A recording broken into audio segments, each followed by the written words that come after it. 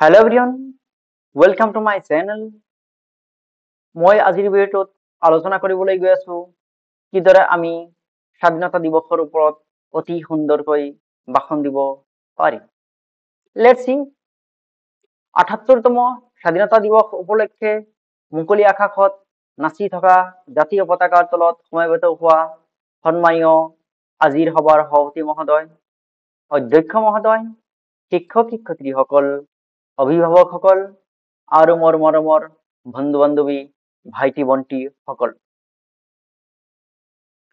পোনপ্ৰথমে মই সকলোকে স্বাধীনতা দিৱসৰ আন্তৰিক শুভেচ্ছা জ্ঞাপন কৰিছো আৰু আজিৰ দিনটোত ভাষণ দিয়াৰ সুযোগ প্ৰদানৰ বাবে অধ্যক্ষ মহোদয়ক ধন্যবাদ জ্ঞাপন কৰিছো।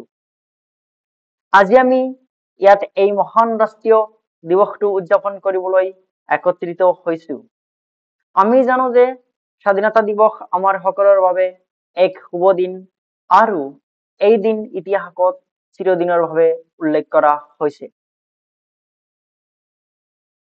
এইটো সেই দিন যেতিয়া আমি ভাৰতৰ মহান স্বাধীনতা সংগ্ৰামীসকলৰ দ্বাৰা বহু বছৰৰ কঠোৰ সংগ্ৰামৰ পিছত ব্ৰিটিছ শাসনৰ পৰা মুক্তি পাইছিলো। ভাৰতৰ স্বাধীনতাৰ প্ৰথম দিনটো স্মৰণ কৰাৰ লগতে ভাৰতৰ স্বাধীনতাৰ বাবে প্ৰাণ ত্যাগ কৰা মহান ব্যক্তিসকলক স্মৰণ কৰিবলৈ প্ৰতি বছৰে 15 আগষ্ট তাৰিখে স্বাধীনতা দিৱস উদযাপন কৰা হয়। ভাৰতে 1947 চনৰ 15 আগষ্ট তাৰিখে ব্ৰিটিছ শাসনৰ পৰা স্বাধীনতা লাভ কৰিছিল। স্বাধীনতাৰ পিছত আমি আমাৰ নিজৰ ৰাষ্ট্ৰ, নিজৰ মাতৃভূমি, আমাৰ সকলো মৌলিক অধিকাৰ লাভ কৰিছো। আমি সকলোৱে এজন ভাৰতৰ নাগৰিক হিচাপে গৌৰৱ কৰা উচিত যে আমি এখন স্বাধীন ভাৰতত জন্ম লাভ কৰিছো। ইংৰাজী 1857 চনৰ পৰা 1947 চনলৈ বহুতো স্বাধীনতা সংগ্ৰামীয়ে দেশৰ বাবে জীৱন দান দিব লগা হৈছিল। ব্ৰিটিছ বাহিনীৰ এজন সৈনিক মংগল পাণ্ডে প্ৰথমে ভাৰতৰ স্বাধীনতাৰ বাবে ব্ৰিটিছৰ বিৰুদ্ধে মাত মাতিছিল আৰু নিজৰ জীৱন দেশৰ বাবে ত্যাগ কৰিছিল। পিছলৈ বহুতো স্বাধীনতা সংগ্ৰামীয়ে ব্ৰিটিছৰ বিৰুদ্ধে সংগ্ৰাম কৰিছিল আৰু স্বাধীনতাৰ বাবে সিহঁতৰ জীৱন দান দিছিল।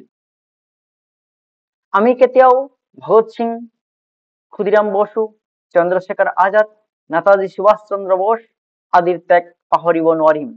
মহাত্মা গান্ধী এজন মহান ভাৰতীয় ব্যক্তিত্ব আছিল যিয়ে ভাৰতীয়সকলক অহিংসাৰ এক ডাঙৰ পাঠ শিকাইছিল আৰু ভাৰতৰ স্বাধীনতাত এক বিশেষ ভূমিকা আগবঢ়াইছিল।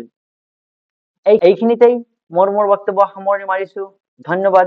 জয় হিন্দ, বন্দে মাতাৰম, ভাৰত মাতা কি জয়। যদি মোৰ ভিডিঅ'টো ভাল লাগি থাকে তেন্তে কি কৰিব, আপোনালোকৰ সৰু সৰু ভাইটি ভণ্টি সকলৰ লগত শ্বেয়াৰ কৰিব আৰু সিহঁতক শিকাই দিব আমি কিদৰে স্বাধীনতা দিৱসত অতি সুন্দৰকৈ ভাষণ দিব পাৰি। Thank you for watching my video.